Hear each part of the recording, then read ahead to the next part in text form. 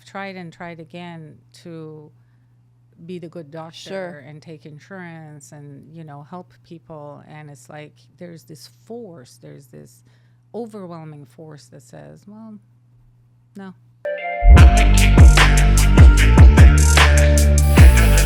What is up, you guys? Welcome back to the #1 mental health and addiction podcast, The Hopeaholics. I am your girl, Natalie Eva Marie, and these are my boys. I'm Chad. Hi, I'm Shane. Make sure you guys like, subscribe, and follow us on our socials and wherever you get your podcasts. Got a new episode dropping every Monday and Thursday. Please come check it out. This episode is brought to you by the Infinity Group. You guys, if you or a loved one is suffering, please call us today. The number is right here on the screen. We are here for you 24/7. Now, let's get into the episode. Well, Dr. B, welcome to the Hopeaholics podcast. We are live. We are live. Thank you. Doing it. Yeah, it's a pleasure to have you here. It's a pleasure to be here. Thanks for having me. You are you are an MD, psychiatrist? Yes. Very impressive. Mm-hmm. Thank you. Mm-hmm. Thank you. It's been a journey, for sure. Where did that journey start for you? What made you want to become first a doctor, an MD, and then on top of that, a psychiatrist? When you went into medical school, did you know you were going to be a psychiatrist? Absolutely not. I said there's two things I'm not going to be, a psychiatrist and a surgeon. And those were the two I loved the most. I went to med school thinking I'm going to be a pediatrician. And I actually, this is not my first career. I used to be a software engineer. And very quickly into the job, I loved the job, but I felt like I wasn't doing anything for anyone. I used to work at Hewlett Packard, HP. Wow. Yeah. And I thought, I wanted to work with people. I felt like I was married to my computer. And so over time, and I had a significant disability that developed from programming. I was declared permanently disabled at the age of 23 because of repetitive strain injury. I couldn't use my hands anymore. So I decided to make something good out of it and started looking at different careers and medicine. I love science. Yeah. I love solving problems. So medicine is what I decided on. And then psychiatry, I started med school. And the first 2 years are just didactic. So you're sitting in a class learning. But the year 3 and year 4 are all rotations. And I realized I started with internal medicine, which was fantastic. But we were getting about 5 minutes a patient. And very quickly, I realized this is not what I This liked. episode is brought to you by Wolfpack Bags. This gear is meant for anybody gym, lifestyle, to anybody that's on the move. I mean, I like to say that us here and everybody that tunes in, we're not average. We're always a wolf. They have all the goods that you need, especially for anybody that is looking for a bag to carry their meal prep, a lunch pail, anything like that. They have you covered. So once again, go to wolfpack.com, use the code Hopeaholics, save 10%, and join the pack. It was kind of like a despair moment. I was thinking, is this what medicine is? But from day one, I said, I want to work with people. I want to work with their children. I want to work with their parents. I want to know the whole family. And they said, you need to go into psychiatry. And sure enough, when the psychiatry rotation came around, my response to that was, where have you been all my life? Wow. Yeah. Wow. Yeah. And it's been loving my job ever since. So you went into that at how old? So I started med school when I was 34, and then it's like an 8-year wild. journey. I know. I love that though. And 2 girls. My older one was 5 when I started, and then I had my second child in med school. Oh my gosh. Yeah, and my older one is now getting married. How insane is that? Yeah. But I love that just because, especially something as so, med school, I feel scares a lot of people. Yeah, it is scary. It's not the material that's scary. It's the treatment that is scary. The expectations were ridiculous.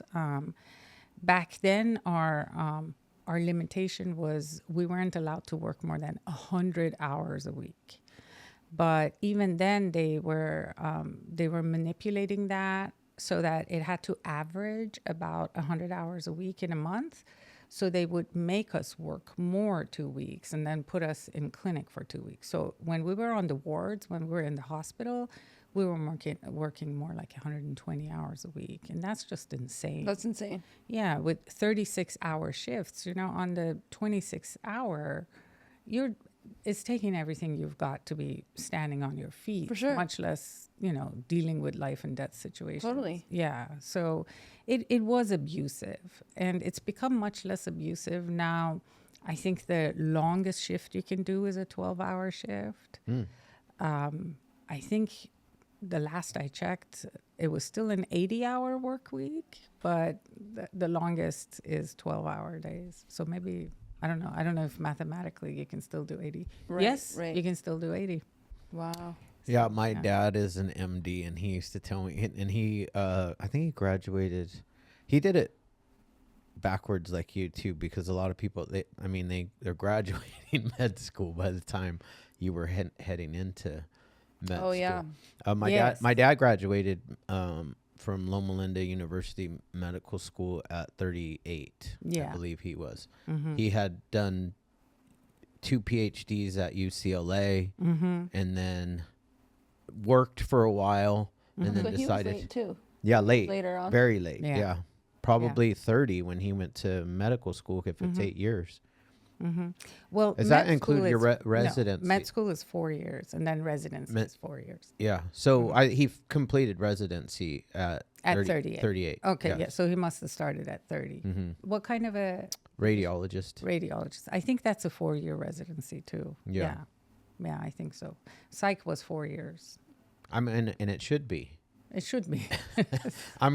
Because dealing with that part is so much different. There's so much to people, and you're diagnosing people and then trying to figure out really what's going on and what medications are going to work. That's a science in and of itself. It's an art. An art. To a great extent. Yeah. And I had to be honest with you. Even now, I look back at the mistakes I made even after I graduated, and I go, oh my God, I was green. So yeah, it's a lot of experience, now a lot of times, it sounds kind of arrogant to say this, but like I get the feel like somebody walks into a room and I just kind of get like a vibe of depression or a vibe of anger. And this is something that just comes with experience. Sure. Something you get over time. Yeah. Yeah. I feel like that makes sense, because the more you do something, the more that you can kind of see either similarities or just, nothing is better than actual real life experience. Yeah. On a day-to-day basis. So from the way a person walks, from the way a person makes eye contact, Right. all of those things over time, you start realizing. Yeah. Can I tell a story? Oh, yeah. absolutely. Oh my please. gosh. I had this genius supervisor, and I went to him once and I said, this patient came in and I had this reaction to him. I talked about my reaction to the patient, and then I start describing the patient to him, and he goes, I start like I haven't said anything, and he goes, let me guess, he was severely emotionally deprived. So this guy, from my reaction to a patient, could tell me that the patient must have had severe emotional deprivation as a child. It's fantastic. Wow. Yes. And that kind of stuff comes with experience. Yeah. Yeah. That's crazy. Wild. That is wild. Yeah. Before we dive into like really big juicy stuff that I can't wait to get into, but I kind of wanted to go back a little bit, because you didn't come to the States until you were a teenager. Correct. Like that in itself is wild. Yeah? Yeah. Just because I feel like my mom came when she was young. And then the rest of my aunts and uncles were born here. But her and 3 of my uncles came over, but they were younger than their teens. So I feel like I don't know, maybe I could be wrong. I would assume that making the adjustment as a teenager would be a little bit more difficult because you're kind of set in In your ways, Yeah. in your beliefs. a little bit. It was hell. Yeah. Let's be honest Okay. with ourselves. Yeah. Yeah, it was hell. How old were you? I was 16. I turned 16 the day I arrived here. Yeah. And it was pretty difficult. I used to come home at lunch hour from high school and just cry, and then go back to high school. Yeah. And how many siblings are there? I have an older sister by 2 years, and then my brother is 12 years younger. So he was 4 when we came here. Oh my goodness. You guys know my brother. Yes. Yeah. Yeah. We know your brother So does well. he remember at all the transition or not really? He has little glimpses. It was pretty traumatic for him because we had to come without our father. So it took our dad another 4 years to get here. So crucial years in my brother's life. He didn't have his dad with him. Yeah. Oh, yeah. So it was hard for all of us, but you know, now we're so tight. Yeah. The 3 of us. Yeah. And I think that trauma had something to do with it. We just came together as a family and we just have each other's backs all the Yeah. time. Just yesterday, the 3 of us were together. Oh, Yeah. really? Yeah. That's nice. Yeah. It's always nice. Yeah. Did you speak any English when you got here? I used to sing Beatles songs. Oh my goodness. We were obsessed with the Beatles and Michael Jackson. So I was good with lyrics. And, you know, it took about 6 months to a year to become fluent. Yeah. But yeah, that wasn't the hard part. It was mostly the culture shock. Sure. Yeah. Where did you guys move to when you came to America? We moved straight into Sunnyvale, California, Silicon Valley. Oh, wow. Oh. Yeah, which explains why I was a software Yes. engineer. Yeah. Yeah. It was nice. It was a good place to live. It was, I mean, no complaints there. It was very nice. Yeah. What made you go into software engineer? Literally Silicon Valley. Yeah, Like, makes sense. I think I started high school before I could speak English. I was programming. Literally, they just started putting me in programming classes. And, you know, coming from Iran, we were just good at math. You know, we were all good at math, my family. So it just was a perfect fit. My sister went into software engineering too, and she changed really? her career later. Yeah. It's just what you did. Yeah. Yeah.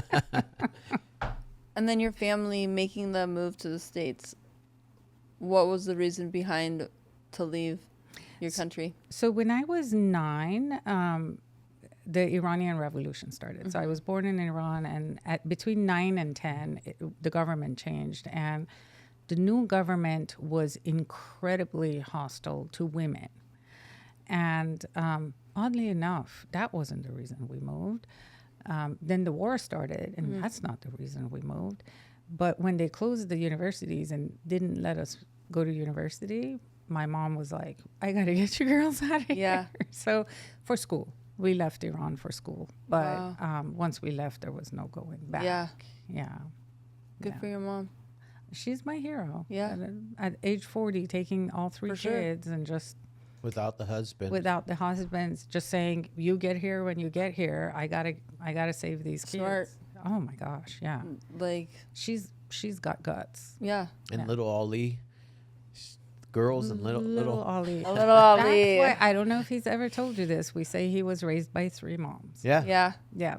I makes sense. I actually think you guys said that to me Yes. the last time I saw you. Have you ever had a conversation with him like regarding clothing and stuff? No, I have not. I mean, he lived with me for a year, and I would come downstairs and he says, your lipstick goes with your shoes. I love the match. And I'm like, raised by 3 women. Yeah. Oh my gosh. He's always the first one who goes, did you get a haircut? Did you color your hair? You know, it's Notices awesome. those little like things. Yeah. That's awesome. Absolutely. Absolutely. Yeah. Yeah, that's amazing. I know. You guys trained him well. Yeah, you trained did. him You well. really And did. he's a good husband and a good father. We trained him very well. Yeah. Yes. We're proud of him. For sure. I can relate. I was raised by 3 girls, Oh yeah. 3 sisters. That's why you and- notice all those little things too. Yeah. Yeah. I think it makes a guy sweeter too, though, because if you're raised by Absolutely. men, if you're raised by all men, you're a little bit too you can be a little bit too. You can still be manly, but being raised by women, and sensitive at the same time. You're more balanced. Yeah. Yeah. Yeah. And that's what his wife says. He says she fell in love with him because she felt that she opened up to him once. They were classmates. Yeah. And she says it literally felt like talking to a girlfriend. Like he was hearing her, he was validating her. And, you know, they're together. And No, they're for happy. sure. It kind Yeah. of goes into a little, and I'm kind of probably bouncing around, but That's okay. it kind of goes into the feminine and masculine energies. Yes. Like using that as an example of her feeling seen and heard to a degree, as opposed to sometimes I think what happens if it's all men, they're a little rough around the edges. Maybe? Well, you don't know how to see the things that women want you to see if nobody's ever told you, Nobody's ever taught you. taught you that. Right. So that actually brings me to my goal in life, or I feel like the purpose of my life Sure. is to talk about conscious feminism. Yeah. Which is this idea that the feminine and the masculine energies are out of balance, that they exist in every individual, and that over the millennia, the patriarchy, what it has done, is that it hasn't oppressed women as much as it has oppressed the feminine. And much of the human suffering we experience today is because of this imbalance. And I argue that the oppression of the feminine hurts women. Obviously, you look at history and Sure. there's just endless examples, but it also hurts men and it hurts societies. And I truly believe that our way out of human suffering is to restore that balance between the feminine and the masculine in every individual as well as universally. Yeah. Here comes the question. Yeah. Though. How do we do that? How do we do that? We pay attention. I mean, you guys are in recovery, and I mean, in the business of working in recovery, and you know that the first step to solving a problem is admitting there's a problem. Sure. Yeah. So awareness is key. So what I'm doing is I'm starting to write and trying to take examples from pop culture or from current events to describe, look, this is what's happening here, and look at it from a imbalance between the feminine and the masculine. So awareness is the key. And it's important to understand that there are the attributes or the archetypes, but there's also the shadow on each side. For example, let me think of an example. Let's say I'm raised in a family where women have no power, which, by the way, wasn't my family, as you guys can Sure. tell. My Yeah. mom is a superwoman. Yeah. But in our culture, actually, women don't have as much agency because they just don't. It's quite patriarchal. So what happens for women is that when they can't express their power, they go into the shadow. So what do? They start guilt tripping. Guilt tripping works very well in societies where you feel you have no power, because maybe if I tell you, I want to go to a movie tonight, you'll be like, I don't have time, leave me alone, or whatever, or I don't care about what you want. But if I say, oh, I'm so bored, if only somebody would do something, then you might feel sorry for me. I might be hitting a chord with you, and you might take me to the movies. Now that's like a really small example, but what if I have more serious needs? Whatever. I mean, there's levels. I need you to hear me. I need you to respect me. Instead of saying those things and saying, I feel disrespected, I go cry and I start starving myself. And I expect you to know. Do you guys know the silent treatment? We all Yeah. know the silent treatment. That's the shadow working. I can't directly tell you how I'm feeling. I can't directly tell you what's going on with me because you're going to dismiss me. So I'm going to give you the silent treatment. And that's the shadow. So first step is awareness. First step is understanding that we all have shadow. And we all retreat into the shadow because it's what we know how to do. And learning to validate each other. One of the things that I'm very worried about in this day and age is the hate. The hate. Like, you get on social media and there's just hate, and that's shadow, by the way. It's again, we're feeling helpless, we're feeling disenfranchised, and we fall into blaming and we fall into hating. And what the internet does is that it takes the personal component out. So to your face, I may not be able to tell you, horrible things, but I can easily type it to you. You're a public figure. Do you get hate? Oh, yeah. When I first started into WWE and the reality show, absolutely, where I was like real confused and had a really hard time with it because you're playing a role. So you're playing a character that's not really me, but so that's part of the business of WWE. But then I was on a reality show, which is showcasing my true self to a degree. Yes. But it just learned that it's kind of very, like you said, it's easy for somebody to sit behind a computer, but never have I encountered in the last 12 years anyone hating me in person. Right. Right. Yeah. And then, but online, I feel like it's died down a lot, though, since I've stopped WWE. Yeah, I don't really see anything. For you. It's mostly For me personally, yeah, yes. Mostly the only thing she gets now is it's silly stuff. Now she needs to eat a hamburger. I love those ones though. Because she's too skinny. My own like little weird silly Body stuff. It's shaming. not body shaming. Huge. And body shaming is probably one of the biggest ones that I see because I actually have 2 daughters, and they post stuff that I don't approve of, and then they get upset when they get body shamed by people or whatever, and then they want to hate back. But it's like, okay, well, you're putting yourself out there to be commented on. So either ignore the ones that are negative and go with the ones that are positive. But it's hard. The brain, no matter what, don't post to it. a negative. Yeah. Like we've talked Turn the about comments off. Well, but the not posting again is this.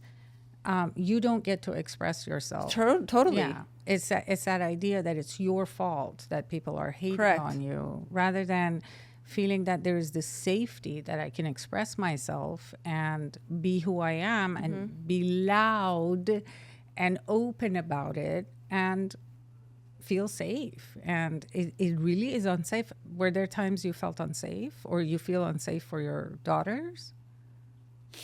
Yeah, I do. For my daughters, yeah, especially with Snapchat, because Snapchat is terrible, and it's, and then on top of that, you don't know for sure everyone that you're following, and then if you let your friends see your location, you don't know that because you don't know all your friends on Snapchat, and it gets out of control. And then I'm like, well, do they know where you live? Do they know where our house is? Yeah. Is your location something? I know. And it's a personal choice. Like both of my kids are off the grid. They just, because they don't want to expose themselves. But I also would love a world in which we get to express ourselves without fear. But we're not there yet. Right. Yeah. Unless you just take the Joe Rogan approach and you post and ghost. Is that what he does? Yeah. Joe Rogan posts whatever he wants to post. He doesn't go back and read the comments or see what anybody says. Yeah. I feel like I've gotten to that. You just move on. The problem is with what we do now is technically we should be commenting back. We're not the greatest at it.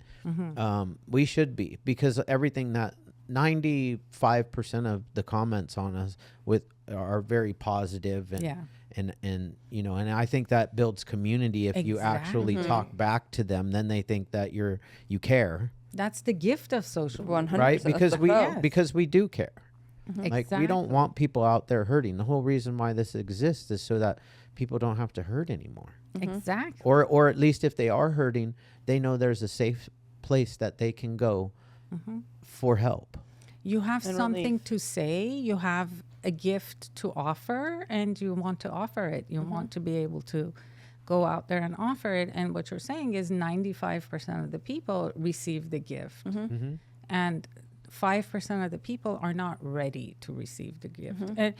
And that's why I think it's important to understand that with the hate, usually it's coming from a person who's hurting. Oh, for sure. Yeah. Yeah. So hating 100%. back on them is only going to perpetuate. Totally. the I mean, it's problem. what they want too. They want you to, they want you to take the bait so that they can. They're baiting you. Yes. Exactly. And that's how like I really think different energies, different feelings have different frequencies, and they look for the same frequency. So the hater is trying to get hate back from you, Yeah. because that's the frequency at which they're vibrating.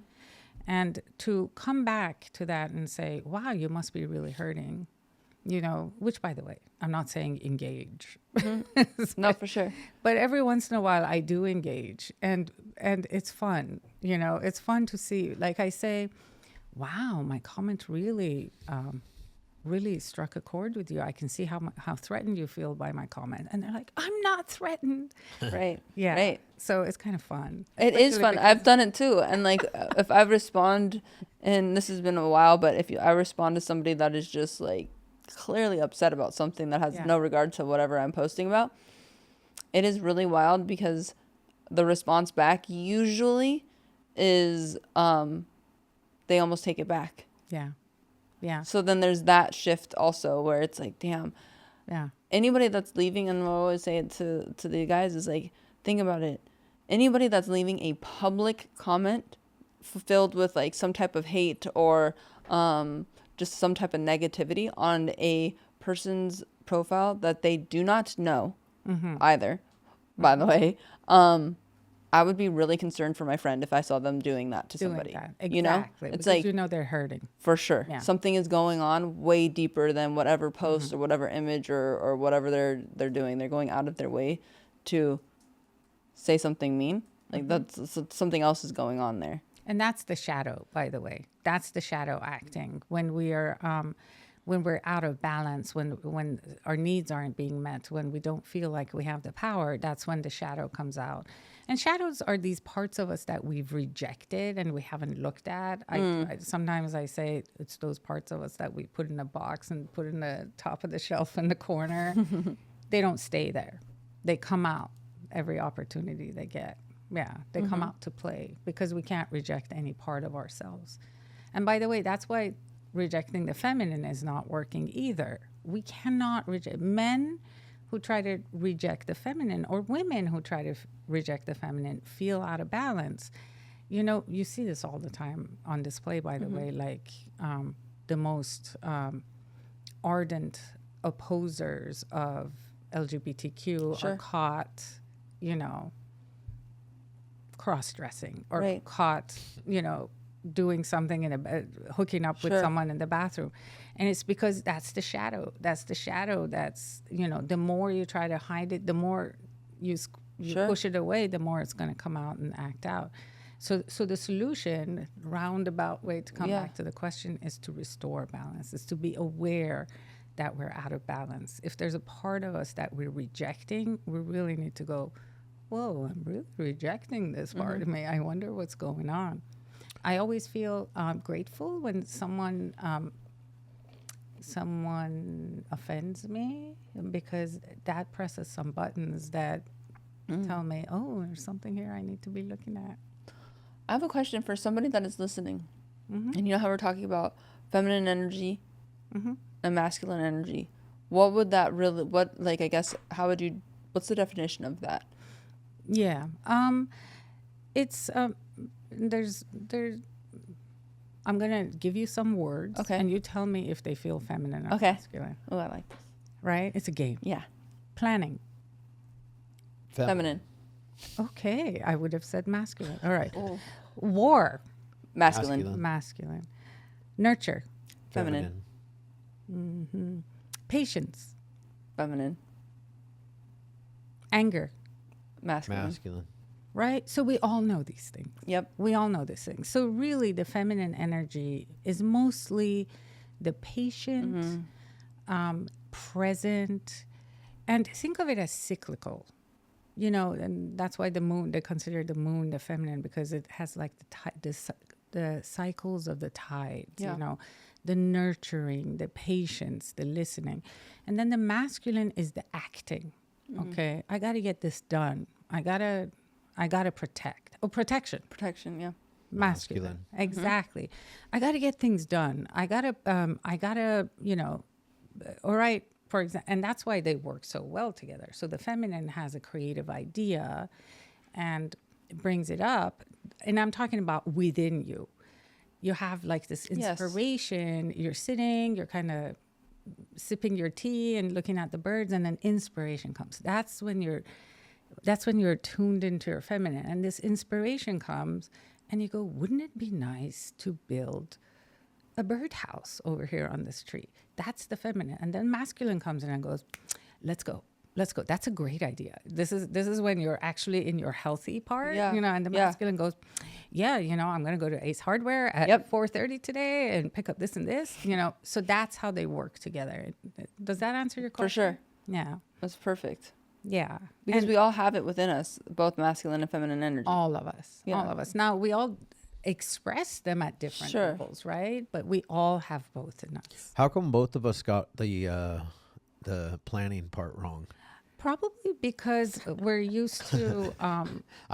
It's well. Let me go. By the way, there's no wrong. Let me go. Yeah, Because the true. women in my life I was gonna say do all the planning. that's exactly what I was gonna say, because in this, in the patriarchy, especially, you know, we do live in a patriarchy. Yeah.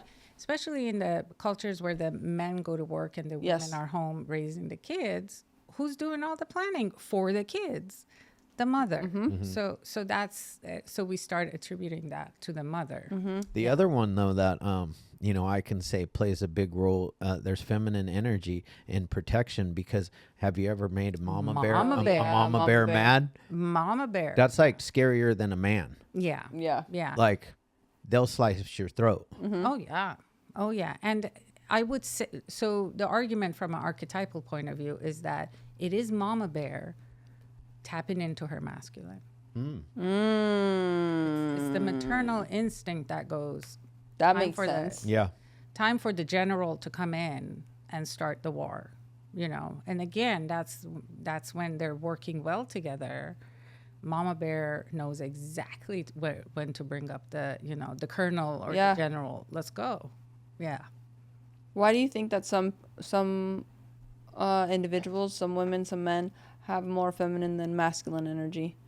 I think it's just whatever our makeup is, you know, and actually it's two things. It's nature and nurture. Okay. It's what we brought Sure. into the world with us. I think some of us are just pop out 100% feminine. Yeah. Yeah, I think so too. Yes. But also, you know, if you're born, like, let's say you're a boy who has a lot of feminine attributes, and you're born into a family that can't tolerate that, they're going to do everything in their power to beat it out of you. Right. So, first of all, you're going to be out of balance for sure. Yeah. But also, you know, you're going to overcompensate by acting really macho, you know. Yeah. Different cultures too have different, you know, Oh, it's my like goodness. you and I don't want to put any cultures on blast, but some of them, like, it is like being macho for a man that's it. I mean, that's all you get. It's your whole identity. Your whole identity. And you're not allowed. You're you know. not allowed any feminine energy. You know, boys don't cry. Right. No. How damaging is that one little statement? It's terrible. That we hammer into the heads of our boys. That's why people have Suck it up. struggle for so long with, like, not being able to get through stuff, right? And because, like, crying actually is part of getting through those feelings and sure. emotions It's and good for getting you. them out of you. It's like one of the best things that you can do. Yeah. I mean, if crying wasn't essential to survival, it wouldn't have survived evolution. Totally. Like, look, is there a person on earth who cannot cry?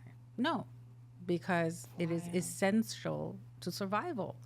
And we're taking 50% of our population and saying, well, you don't get to do it. Yeah.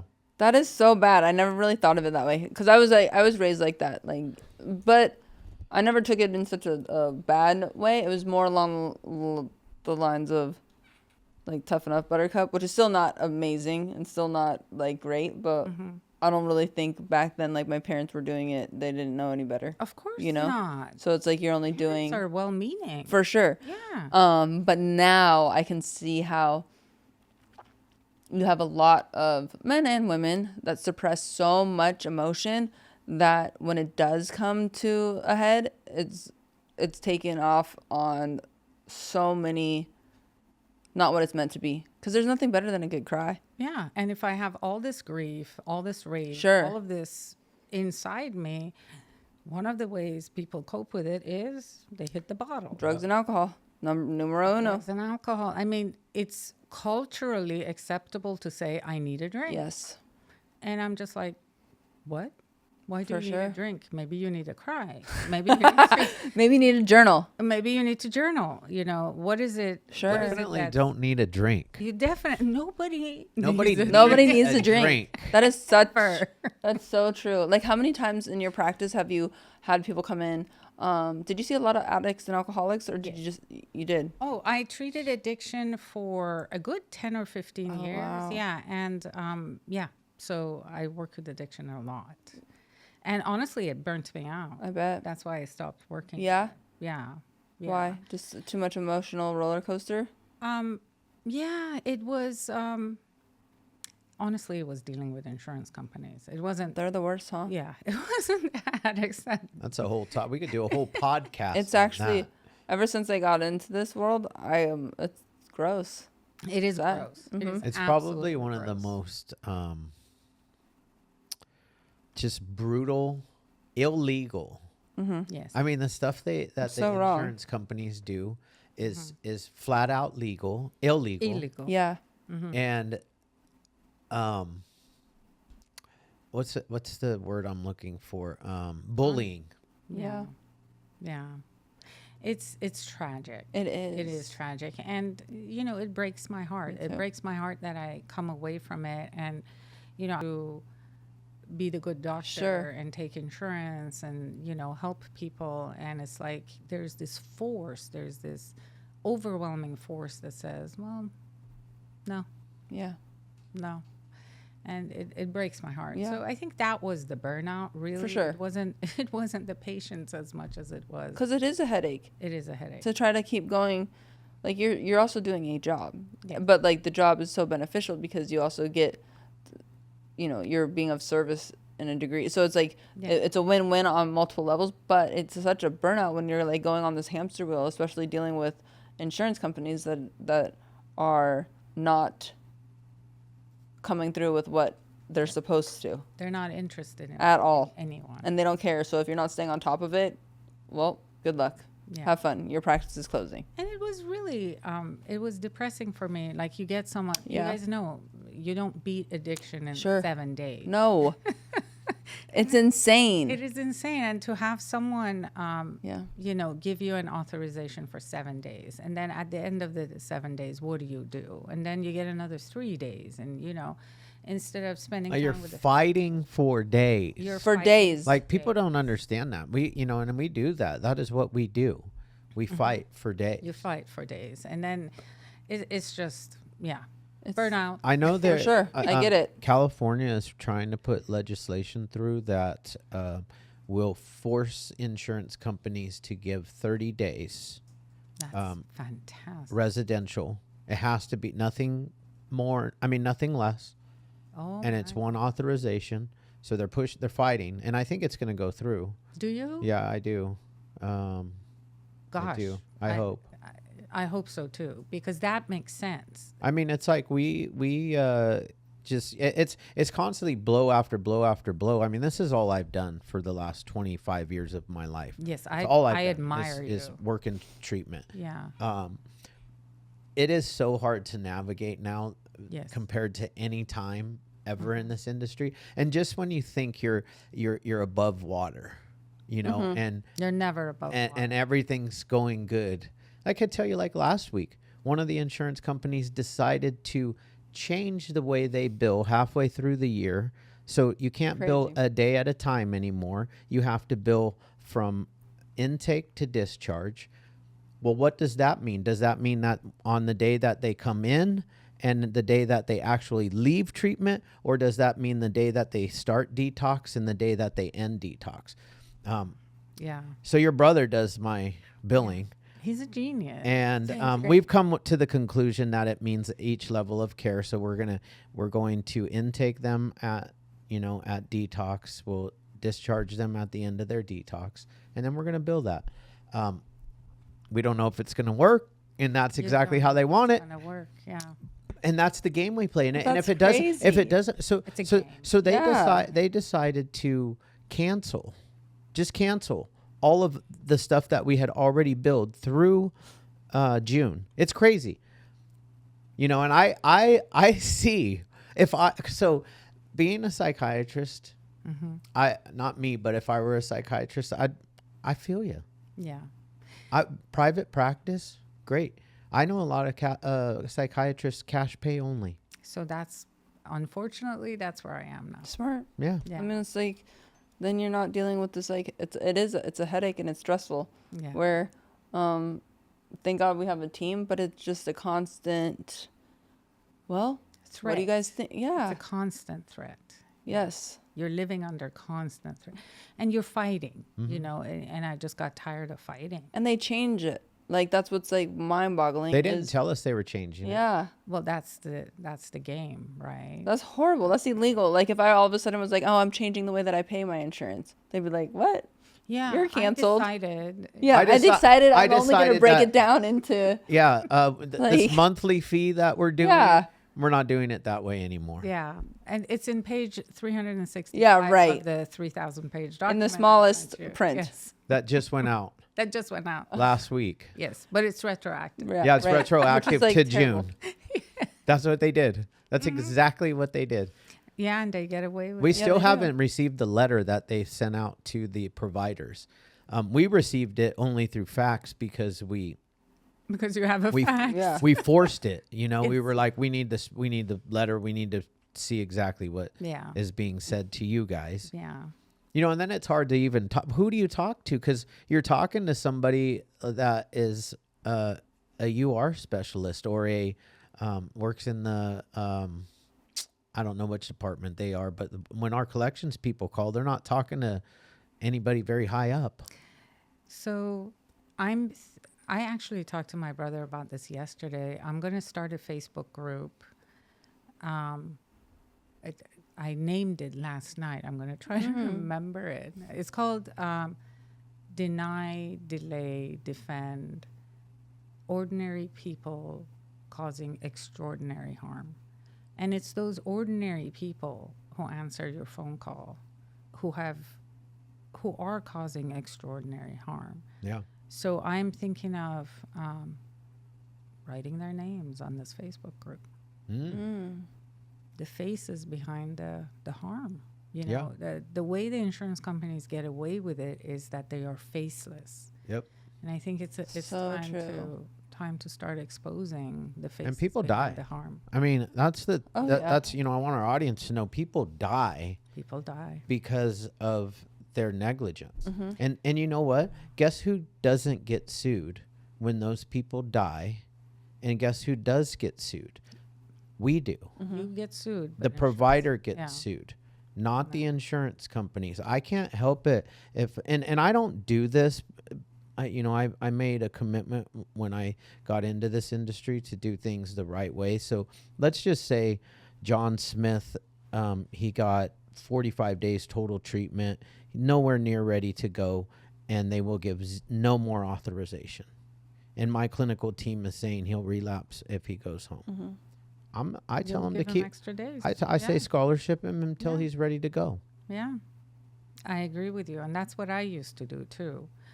And that might be why I put us out of business, but but you cannot, because the insurance company doesn't have the life of the person in their hand, but you do. Yeah. So you make the decision based on how you feel. And this is a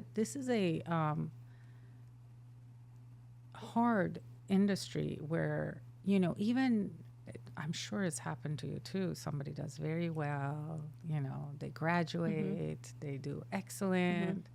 You celebrate their graduation and then they leave, and next thing you know, they're overdosed and gone. And I mean, those are the guys that did well, right? So it's 100 times as scary to discharge a person who's just hanging on by a thread, you know, and just finished their detox yesterday. So I get it. We used to have people on scholarship all the time because at least you need to feel good that they've got a place to go. You can't just kick him to the curb, basically. Right. Yeah. It's sad. It's a hard job. My hat goes off to you guys. I could do it for about 10 or 15 years and then. That's a long time though. Yeah. It's a long time. It's like. It's Well, it's also very rewarding. Sure. if When there, somebody is. does yeah, It is. if there Yeah. wasn't all the success stories, Yeah. and my primary purpose in life is, you know, because I'm a recovering addict. I know what it's like. I've been there, and there is nothing else for me. So You found your calling. I did, Yeah. you know, and then my son-in-law died from fentanyl, and that's how this came about. Hopeaholic. The Hopeaholics, Yeah. So, and I'm sure you guys are very aware that now fentanyl is in everything. Everything. You can't even play out there. Nope. No, Not at all. no more. No, you're playing Russian roulette. Every Yes. time. Yes. You know, when kids tell me, oh yeah, I went to whatever this party, and they handed me a pill, I say, be happy you're alive. Yes. It- That's where we're at. That's where we're at. Yeah. Agree. Because you may think you're taking whatever. Ecstasy. Or you have purchasing a 8-ball of cocaine or some other drug. And it's fentanyl. Yes. Yeah. I Or mean, it's we- spiked with fentanyl. Yes. Yeah.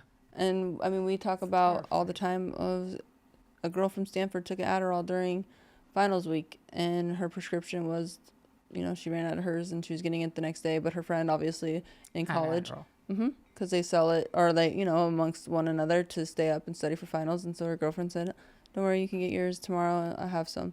Took it, fentanyl, dead. It's terrifying. And that's not an addict. That's a young girl that's just studying. And for that's finals. why I tell kids, you know, I have a lot of kids going off to college, and I just tell them, look, doesn't matter. Doesn't matter if it's Adderall, if it's aspirin. Yes. Do not take a pill from someone. And when you go to a party, do not put your drink down. Never. Cap on Never. at all times. Totally. It's like, I don't know. It has to be stress times a million now because it's not like it was. Yeah. It's not even playing anymore. It's just No. Russian roulette all Yes. the way. Yep. Yes. Yeah. So let me ask you a question about spirituality. Where do you find spirituality fit in mental health and addiction?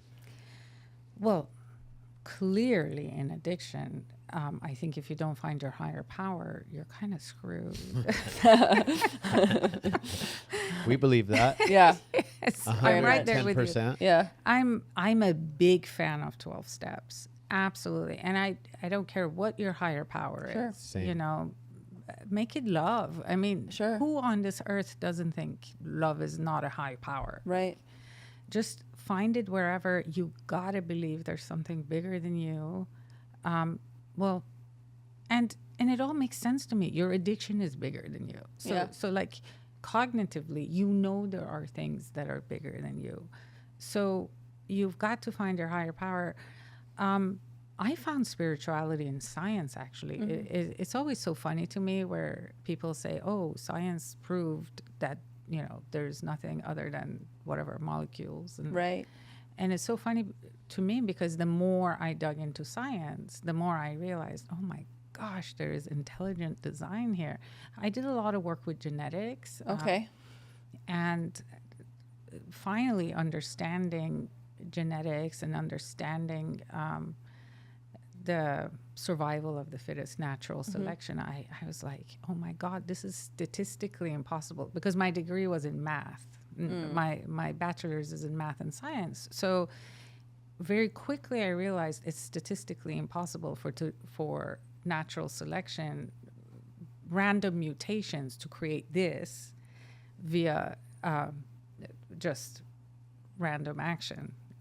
So there must be an intelligent design. That's how I found my spirituality. But it's like, I don't care where you find it, just go find it.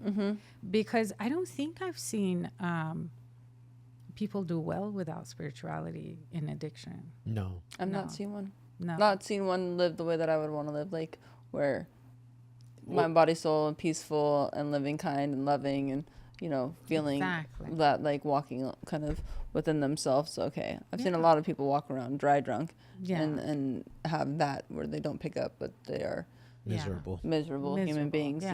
Yeah, because you feel like, I think ultimately it comes down to, well, my life is meaningless. Right. If there's no spirit, for sure. What's the meaning of life? And it's like, maybe even find your spirituality in the meaning of life, whatever you think the meaning of life is. But you got to find it somewhere. You've got to, what do they say? Let go, let God. Yeah, you do, for sure. Yeah. What is somatic awareness? Did I say that wrong? Somatic awareness is knowing what's going on in your body. Oh, okay. So just, we all know this, by the way, too. A lot of people say the love is in the heart. Sure. Why do we say the love is in the heart? Because your heart starts beating faster. Exactly. Because we feel it. Yeah. That's somatic awareness. You hear concerning news and your heart drops. Sure. Somatic awareness. So a lot of times when I'm working with my patients and they're upset, I say, let's take a couple of deep breaths. Where are you feeling it in your body? Somatic awareness. So a lot of times, after years of doing this, I could be having a conversation with someone and I don't even realize I'm getting angry. The first thing I realize is my body's on fire. Sure. So I getting hot. Yeah. I'm getting hot. Yeah. There's something going on here. So that's somatic awareness. Just kind of checking in with the body. Sometimes, when you don't know what's going on, check in with the body. Check just few deep breaths. If you're having a hard time checking with the body, just follow your breath up the nose, down the throat. Do it now. How does it feel in the nose? Cold, room temperature. And as it goes down into your chest, it warms up. By the time it gets to the chest, it's body temperature. So when you breathe back out, you warm up the back of your throat and your nose. And by the way, that's the cycle. Life is full of cycles. And I say, check in with the cycles. And that did you notice how the energy of the room changed just with taking a breath? Yeah. So I call them conscious breaths. I say, anytime you're having a hard time, you're sitting at a light in your car, anytime you get in your car, anytime you're on the phone and you hang up, not that anybody does this anymore, but check in, take a couple of breaths, check in. Where's my body? Am I in my body? We all have out-of-body experience. Sure. Most of the time we're up here. Yeah. Yeah, I used to have a therapist who would say, get in your feet, Sayeh. Get in your feet. I was like, what the hell do you mean? I get it now. Get in your feet. Yeah. Yeah. I love that because it makes sense. Mind, body, and soul. Those are my things that I say all the time. Mind, body, and soul. It's like, your body you have to be in tune with what's going on. And your body will tell you. Yeah. The more you check in with your body, the more your body will tell you. Butterflies in the stomach. Sure. Our body will tell us. For sure. Yeah. And we know it. Yeah. Children know it. Oh, for sure. What sparked you to want to start your book? Because you have your book in process right now, right? Yeah, I have a couple of books in process. Oh, okay. So it's actually all related, but I was in Peru. I was somewhere in the middle of nowhere on a bus. And it felt like a finger came out of the sky and said, you are going to write your memoir. And I was like, yes, I should write my memoir. So I started writing my memoir. And first I thought I was telling my story. And then as I started writing it more and more and more, I realized I'm writing about women, the treatment of women in a patriarchy in Iran, you know. Sure. And then as I started focusing on that, I realized the meaning of my life, which is writing about conscious feminism. So now I'm starting to write about that balance between the masculine and the feminine and talking about conscious feminism. So there's 2 books. There's the memoir and the conscious feminism. Oh, okay. Yes. And for conscious feminism, it's primarily because I feel like when people hear feminism, immediately it goes into this like, oh geez, oh God, here we go. Yes. You know? Yes. The whole idea, feminism has gotten a bad rap. It has. And I actually, especially thanks to, you know who, J.K. Rowling, right? She calls herself what? A trans-exclusionary radical feminist. Oh shit. Yeah. TERF. Yes. Okay. TERF. And I argue that it's actually not feminism, it's vaginaism. So the feminism, the conscious feminism to me is not this idea that one as opposed to the other. It's about restoring the balance. It's about finding that healthy balance between the feminine and the masculine. Understanding that, you know, squashing the feminine hasn't worked. Trust me, we've been doing that for 4,000 years. It's not working. Yeah. Let's bring it back to balance. It's not I'm better than you or you're better than me. It's about let's hear each other. Let's come to the table. The yin and the yang. Yeah. I like that because I feel like it's always polar, like one or the other. This or that. This is right. This is wrong. As opposed to like, no, it's all good. Yeah. It's all good. Yeah. I mean, I feel like, you know, and I don't want to be political in any way, shape, or form because I don't do that technically on the podcast. No, I'm just saying, because I'm gonna. This is more about both sides. The fact that that seems to me what's happening in this world right now is like we're being so split and so divided. Us versus them. Us versus them. And I think some of it actually has to do with exactly what you're talking about here with feminism and masculinism. Like, I liked what you said because like what we really all need to do is come to the table because there's always a happy medium. There's always places that you can agree upon. And I'm not going to talk about our country, our government as a whole. Like, they're happy that we're out here opposing each other all the time because it makes us weaker. When we come together as humans in nature, then we're powerful. Yeah. And so this unity is scary. It's scary for a government that wants to be divide and conquer. Divide and conquer. And you can say that about either side of the political spectrum, but here's the other part about it. These guys eat lunch together. Yes. It's not that they're on the news talking crap. They know what they're doing. Yes. They know exactly what we're doing. Yes. So my suggestion to people is if you want to get the country back in order, stop watching the news. And stop hating on each other. 100%. Hate gets you nothing. Yeah. Like, the whole reason, I mean, you immigrated here from another country, right? Is to have the freedom to do whatever that you're doing today so that you can go to med school, so that you can be in the position that you're in. Because why? Your mother was smart because you were in a country that was about to oppress all of that and make the women not be able to go to university. So the fact that we are in a country where we are allowed to make our choice and decide, like, yes, I want to go to university, Mom, and you actually have the capability and are able to do something like that, that's a beautiful thing. Absolutely. This, you know, when I get really mad about the conditions here, I remind myself there's still nowhere else I'd rather live. Totally. Yeah. Right? Yeah. Yeah. Yeah. And that's why, again, I think it's the hate that's hurting It is. not this side or I this agree. side. It's the hate. And I agree with you. The division seems premeditated. Very premeditated. Yeah. And nothing is black and white. And look at, this is like, black and white. America is a melting pot. If you really take a look around, and if you go visit all of the other states, it's a mixture of so many different ethnicities and colors and religions and all the things, but that's because everyone wanted to come here for a chance. Yes, and the land itself is sacred. Yes. You know, the history. For sure. The Native Americans who lived here, you know, the way they honored this land, all of that energy is still here, and it's still, you can feel it if you just get in your feet.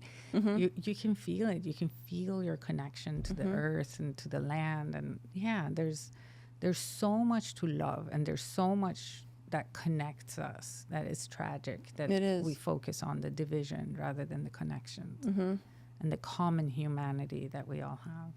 Yeah. For sure. But I think hopefully, I mean, I have hope that it switches and changes, because you can only hate and be so filled with hatred for so long before, I don't know, something has to switch and has to change, because love is what conquers, and love is what is ultimately going to heal.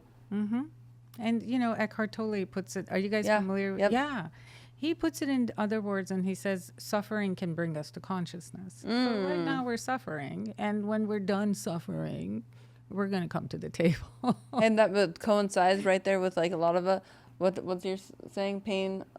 When the pain of remaining the same outweighs the fear of change. Exactly. You know? That's when we change. That's when we That's when we When change. when you've had enough pain. Yeah. So we could look at this as the stirring of the pot. Yeah. Stuff is coming up, and the pot is stirring, which I think happens every 50 years or so. And hopefully the outcome of all this will be another step forward. Yeah. We can only hope. Yeah. Yeah. I have one question I know the books are in progress, but for people that are listening, what are some, like, small but powerful habits that you recommend people at home trying to find a more, like, peace or balance, whether it's with their feminine or masculine or just within themselves, that you would recommend? Oh my gosh. Regardless of your gender, Yep. your identity, whatever. Fresh air. Wherever you are, make sure you get fresh air and you get some sun. I always recommend when you wake up in the morning, take 5 deep breaths. Just 5. And do that 2 or 3 times a day. Again, I love Eckhart Tolle. I listen to him all the time. He says 1 year of 5 conscious breaths a day is more than any class you can take, more than any church you can go to, anything. Just committing to 5 conscious breaths a day. Like, just a breath, like... And just feeling it come into your body, following it into your body, and just what we did, where we felt the energy of the room change. You do that 5 times a day. Other things I always say in the morning, write down, what am I going to do today to show myself I love me? Kind of like you do for your children. Yeah. You have children. You have 2 daughters. Do you have children? No. We do all kinds of things naturally to show our kids we love them. Sure. We don't do that for ourselves. Yep. So we make a promise in the morning, I'm going to do one self-love thing today. It could be grab a cup of coffee and go sit outside. At night, we revisit and we say, what did I do today to show myself some love? I love that. Yeah. Those are easy. Those are so easy. Those are easy and they don't cost a thing. They don't cost exactly. Priceless. Exactly. So it's like, fresh air, yes, fresh air, deep breath, deep breaths, gratitude. gratitude. Self-love. Yes. 5 things. 5 things. Even yes. one. Start with one, you guys. Start with one thing each day that you are going to do to your, like, give to yourself. Be of service to yourself. Get a cup of coffee, go outside, read a book for 10 minutes. Exactly. Go get your nails done. Get a facial. I don't know, something that is, like, giving to yourself. Yeah. Whatever that may be. Yeah. And then revisit it at Your night. Inner self. Yes. Like check in. Body. Body. Yeah. Take care of your body. Go work out. Go get for a one. walk. We get one body. Body is a temple. Treat it right. I love those. Yeah. And I practice what I preach. For sure. Yeah. Yeah. I'm a big, it all comes back to the breath for me. Yeah? Yeah. How often do you do yours? Just whenever? Anytime. And you do yours right when you wake up? Oh, yeah. So right when your eyes literally open, you just boom, you do your 5 breaths. Mm-hmm. I'm going to do that tomorrow. Yeah. Yeah. Easy peasy. Yeah. Yeah. I like that. You'd be amazed. You'd be amazed at what a difference that makes. Just because how often do we wake up? Our mind wakes up before we do. Got to do this. And the breath just brings you back, centers you. Mm-hmm. Yeah. But I breathe, you know, I mean, we all breathe, but I come back to a deep breath, heaven knows how many times a day. Just automatic at this point. Yeah. I love it. Nice. Yeah. Yeah. Well, thank you so much for coming. Yeah, and you're doing the mom. I can podcast feel with us. your like. Can you feel Energy. it? It's like so calming and Thank you. peaceful. I would definitely sit on your couch. Have you said? Oh wait, do you psychoanalyze your siblings? I would. I'd be like, you are fucked up. You can't psychoanalyze your siblings. But my God, the couch is a big deal. My patients do not let me get rid of my couch. It's been there for 15 years. Yeah. Oh, wow. Yeah. For sure. Nice. I love it. Well, thank you so much. Yes, thank you for so having me, much. you guys. This was fun. Yes. Thank you.